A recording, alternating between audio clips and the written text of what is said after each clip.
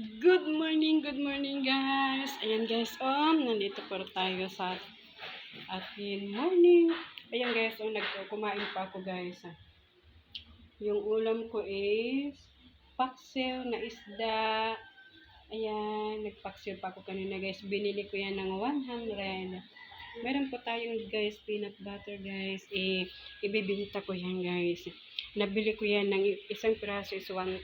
Ibibinta ko ng 120. Meron na po tayong 20 pesos bawat isa. Ayan guys, ipapakita ko yung paksiw guys. Ayan. Ayan yung paksiw natin guys. Ayan. Pinaksiw ko yan kanina guys. Ayan. Ito guys na nagsain po tayo dito sa rice cooker guys. Ayan. Ay tayo lang naman mag-isa. Ayan. Ganyan lang kadami yung rice natin. Yan ang update po natin for today. Ayan, tara guys, kain po tayo guys. Kain po tayo guys. Samahan nyo ako guys sa pagkain ko guys.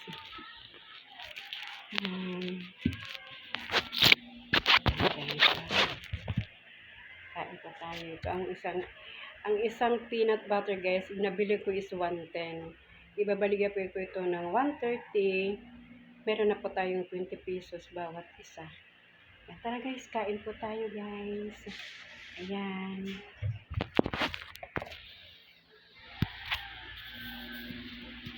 Anak ko muna kayo guys.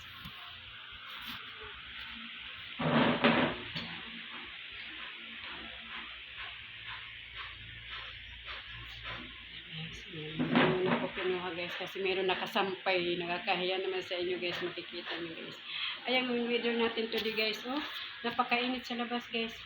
Ayan yung paksiw ko guys. Ayan, napakainit yun guys. Ayan ganyan ko kayo guys, para makikita nyo ako. Ayan, tara guys, kain po tayo, kain. Ayan ang sarap ng paksiw ko guys. Nabili ko ito ng 100. Dinagyan ko ng suka at saka mantika. Meron sibuyas at saka bawang. At saka sili guys. Yan maanghang. Kain po tayo. Kain po tayo guys.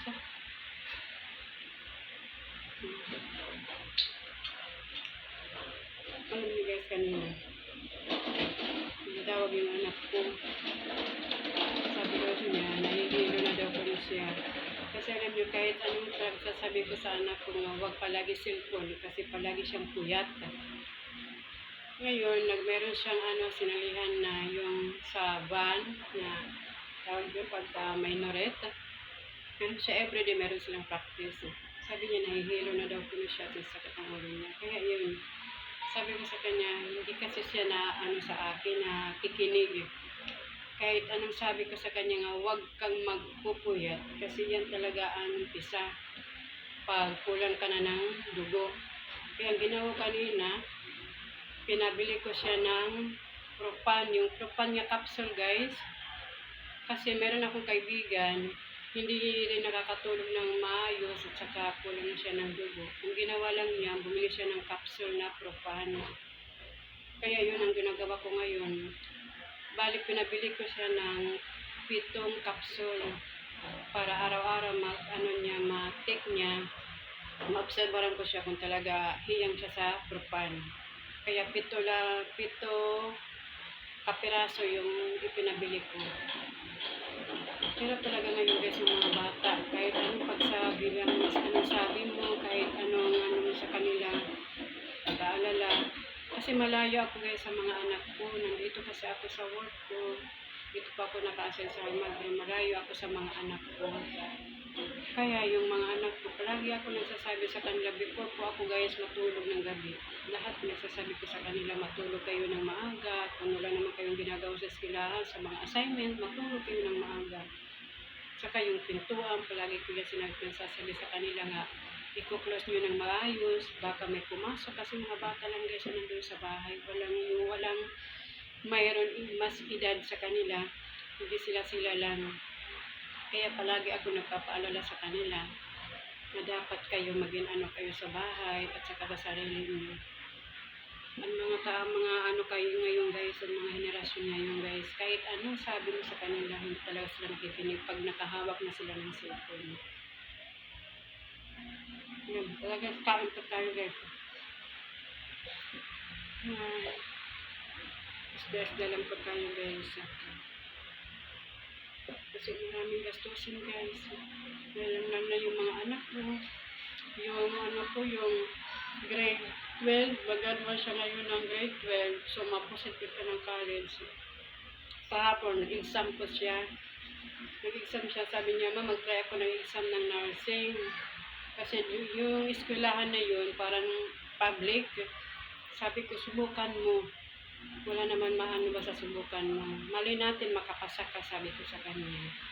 So, magagawa na lang natin ng paraan pag makapasok niya siya. Kasi gusto niya talaga guys, mag-nursing. Sabi ko sa kanya, sige, gawa natin ng paraan kahit anong hirap. Siguro magagawa na lang yan ng paraan. Basta magpursige ka lang, magagawa natin yan ng paraan. Kaya yung kahapon guys, nag-start sila ng exam is 1 o'clock. Natapos sila is 4:30 ng hapon. Sabi niya, mama, napakahirap daw ko na yung exam, lalong-lalo na ko na yung math. Sabi ko, anak, kaya mo yan. Kasi yung anak ko guys, ano yan, palaging may award. Ano yan sa eskwelahan, meron siyang excellence nga award sa kanya. Kaya, parang hindi naman ibig sabihin niya, 100% sure ako sa ano niya, sa katalinuhan niya. Sabi ko lang sa kanya, anak, mag-aral ka lang ng mabuti. Alam ko kayang-kaya mo yan. Mag-pray lang tayo sa Panginoon. Before siya guys nag-exam kahapon, dumaan muna siya ng simbahan doon sa amin sa San Bartolome Church. Dumaan muna siya before siya nag-exam. Sabi ko, dumaan ka muna. Magano ka ng isang kandila, mag-pray ka. Kasi walang imposible guys pag binibigay sa atin ng Panginoon. Kung talaga para sa kanya, para sa anak ko ibibigay. At saka siguro si Lord, alam ni Lord yung kalagayan natin, ibibigay sa atin ang nararapat. Kaya magtiis lang po tayo. Kahit anong hirap guys, laban lang po tayo. Alam mo guys, nandun na po tayo sa punto kapag mahirap talaga minsan. Nakakaano na sa pag-iisip natin. Sinasabi ko, ang hirap.